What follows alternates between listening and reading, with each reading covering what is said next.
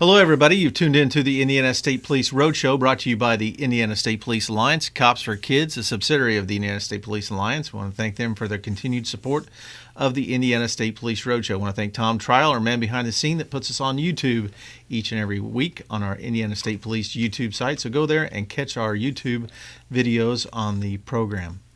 Got a brand new guest with me today. Never been in here. Never been up here to talk to us on the roadshow, but does an interesting job. And I've known her for a lot of years. But Valita, Thank you for being here today. Thank you for having me. I appreciate you coming up here and being with us and talking about your job you're doing. But let's talk a little bit about our background. You and I worked together some time back there down in Morgan County, didn't we? Yeah, I started full-time there in January of '89. Okay. Were you already on at that time? Yeah, I started in '86, Okay. So I was 2 years in Lafayette, so I probably just started down there about the time that you did down in Morgan County. Now, you said full-time. Were you doing something else prior to that? Well, I actually was a reserve. Okay. In '88, I got him. So you were reserve on the Sheriff's Department? Yes. And then went full-time in '89? Mm-hmm. All right, and then 20 years? 20 years, and then this opportunity with the work release or jail corrections program came up, and I had my time and my age and for full retirement. And at the time, the sheriff was wanting to start the program, so it just worked out. It was a good fit for both of us.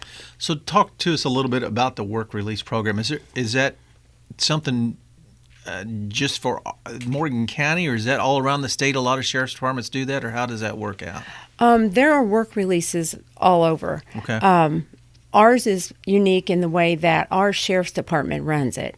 Okay. Most counties have it in the community correction under that umbrella, which is usually under probation or under the court system. Okay. And they're funded that way under DOC gets in money and stuff like that, puts it to their programs and other sources as well. Ours is totally on the sheriff, and it's a lot different in that way because we don't even get court ordered.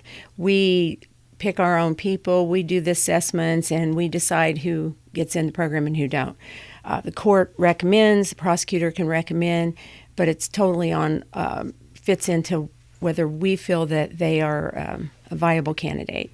Now, has it always been that way in Morgan County, or was that? Well, under Sheriff Terry Weddle in '95, him and Carol Kinder went together trying to put a work release, and they ran it for about 1 year, but they had to run it inside the jail. Okay. And it's just, in my opinion, that never really works out real well. When you have a release program into the community and then they have to come back inside the secure facility, it usually leads to problems. Right. And so they tried it for about a year. Money-wise, I think it would have been, sustainable, but it just logistically did not work for them. So then in 2009, when you retired, Sheriff Garner approached you about taking over this program. He had been wanting to start one and had approached the county council for funding for just the work release program. The year that he asked for it, they didn't approve it. It was a substantial amount. But Carol Kinder had a community corrections program. They have a community correction grant. That's kind of a tongue twister. These are two different things, aren't it? Community corrections and work release are two different. They are. Okay. And a lot of people don't know that. They still call us community corrections. Right. It's confusing to a lot of people. But probation had it, and they were funded under DOC grants. And they had community service projects. Like they had a juvenile program, and on Saturdays they would come if they had community service to do, and they had an officer that I call it babysitting, but kind of went out and watched them to do community service services like clean the courthouse square and things like that. And they also had an adult program, and they had an officer that came into the jail and took inmates out. They usually ran about maybe the top was 9 they would take out. And they had a few community resources that also took inmates out. That program was running anywhere from 9 to 12 inmates. And they were all male inmates. And and I'm not sure exactly why, but they decided to do away with that portion of the program.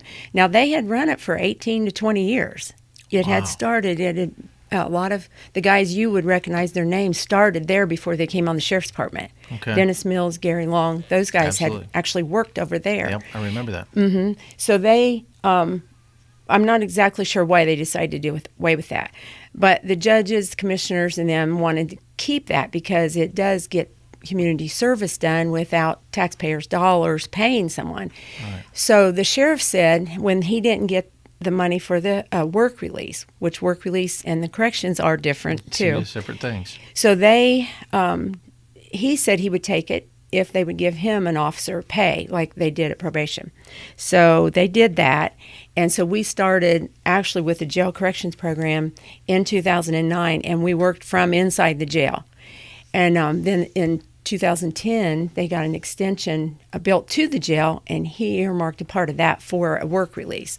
And because of all the releasing inmates outside the facility and bringing them back into the secure is always an issue, Right. he decided we'd just put all the programs together that were released, and that's where my job came. I started as his first correctional officer taking him out as well, so it just stepped into that, taking over all the programs. So you're over the work release and the community corrections. Right, jail corrections. Jail corrections. Yes. So explain to the public listening to us, what's the difference between the jail corrections and the work release? How does that differ? Jail corrections, the inmates are still under the umbrella of the jail. However, they move over into the program. They apply, inmates apply for this, and it's a privilege to do this. And they get a step out. They go out daily to work in the community. We have one full-time officer that I assign all kinds of tasks to, and he takes a crew out every day. And then we have almost 14 now community hosts that come and get inmates every day and take them to jobs, and they work there. Now, those inmates do not get paid. This is a community service type work, and we can work for government entities. We can work for non-for-profits like churches and that kind of thing. So these people come and they take the inmates and they take them over just like an employee, excuse me, and they bring them back every day. And that inmate that signs up for that we call it their pay. If they get 1 day off their sentence a week for every week that they work, so that's kind of their payday. Okay. And if they're there any length of time, they can work almost 2 months off of their sentence. Now, the community of Morgan County really, really like this program because we have expanded from 9 inmates to we have anywhere from 25 to 30 males that go out. Wow. Our Humane Society has women working there now. We also have a women's program. And so they work for the Humane Society, for the Senior Center, for Habitat for Humanity. The females do. The men we do. I sent you a list of different places that we work. And I know I worked a lot at the Morgan County Fair this year, and they were. I don't think it could run without them. I mean, they're out there all the time cleaning up the place and picking up trash and doing odd jobs and mowing and stuff, and they're just a real asset to the different parts of the county, and that's just one. Right, and that we started. When I started working with the crew in 2009, we started at the fair. There'd always been 1 or 2 out there Right. that they supervised. But the way society is, volunteers are hard to get anymore. Absolutely. This is what every board I'm on Absolutely. and everything say, Absolutely. volunteers. Yep. People want to volunteer, but the commitment level's not really there. Yeah. So the fair used to be run by the 4-H, and they were set up, and all the kids and the families came and did it. Yep. But with both parents working and kids in all kinds of activities, schools expanded the time, that. So they can't show up. Yeah. Even the fairs have all changed their dates and things. Things have just changed. So they approached us to start bringing our crew over. And when we did it, I didn't know it was going to turn into a full-time thing. I was going to say, that's a full-time job. Now, is that considered cruel and inhumane punishment since they have to work with Bill Rumbaugh? Is that? I think for my staff, yes. Hazardous work environment. I tell them all that, too. I warn them all, We love Bill. Yeah. We do. Bill does a great job out there. Oh, my. So that's the community community release part. What does the work release part do then? The work release, those folks have their own jobs. And so if they come, we used to have weekenders. I don't know if you remember Right. that, but jail used to have guys that worked, and the court didn't want them to lose their job. So they'd sentence them in on Friday nights and then release them on Sunday. Yeah. Well, you can see what kind of issue that would be when Absolutely. you have 300 inmates in a jail. Right. Yeah. And so they stopped doing that pretty much in our county, and since we have the work release in the jail, and now they come in for their sentence, and we release them every day to go to work and then come home. Second home. It's kind of, home detention with the bracelet, but they get to go to their own home and have that. And a lot of the judges and prosecutors don't want that, but they also see the need for them to keep their jobs, because some Right. of them have really good jobs. Yeah. And then they have to pay the county to house them, basically. So they pay to be in jail, which it helps the general fund. All that money goes back into the general fund of the county, and helps pay for the jail and the other inmates that are there that, are paid by the taxpayer's dollar. In our community, we charge, we have an ordinance that allows us to collect that fee. And at the time, Sheriff Garner set it for $10 a day or an hour salary per day. And I've had a guy in there, so I get $10 minimum, and I had one guy that was $43 an hour. So Wow. that's the kind of the difference. So. Well, that's a great program, like you say. If somebody makes a bad choice and does something wrong, DUI or something small, they're going to be in there and still sustain their job and have it available when they get out. Right. That's a lot better than losing it and not having anything when you get out of there. Now, I'm sure there's a maximum of these are small time DUIs and thefts and things like that, or what do you put in the program? I always, and this is probably not a good joke that I make, may not be politically correct, but I say I like drug addicts, drunks, and thieves. Okay. And that, that's just a term, but we can't take violent offenders. Right. So that's why I say that. And so many people now, they're on drug charges and, possession of syringe and heroin and meth. And those people are really good workers when they're sober. Yeah.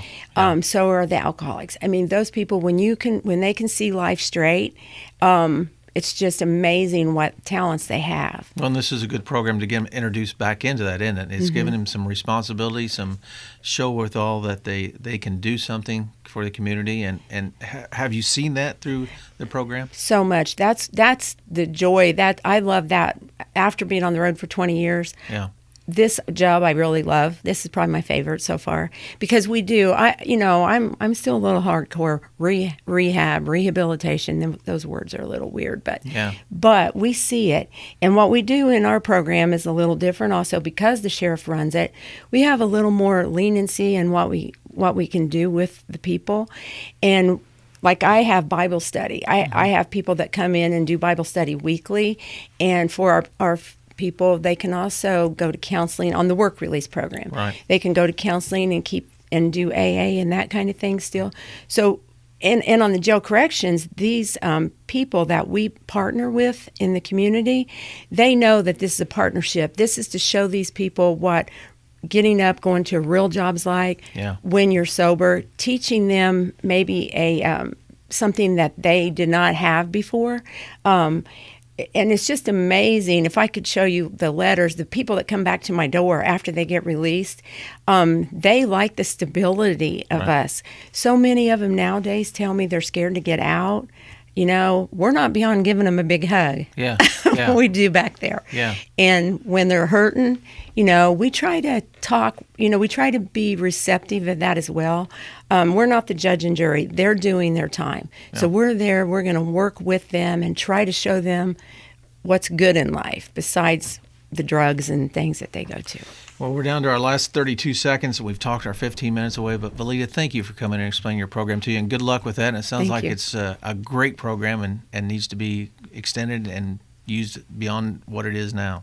Thank you. Thanks for having me. You're welcome. Again, this has been the Indiana State Police Roadshow, brought to you by the Indiana State Police Alliance. Cops for Kids, a subsidiary of the Indiana State Police Alliance. I've been speaking with Valita Fritchie. She's the administrator of the Community Corrections and Work Release Program in Morgan County. Thanks for tuning in to the Roadshow. We'll catch you again next week. Roadshow is out.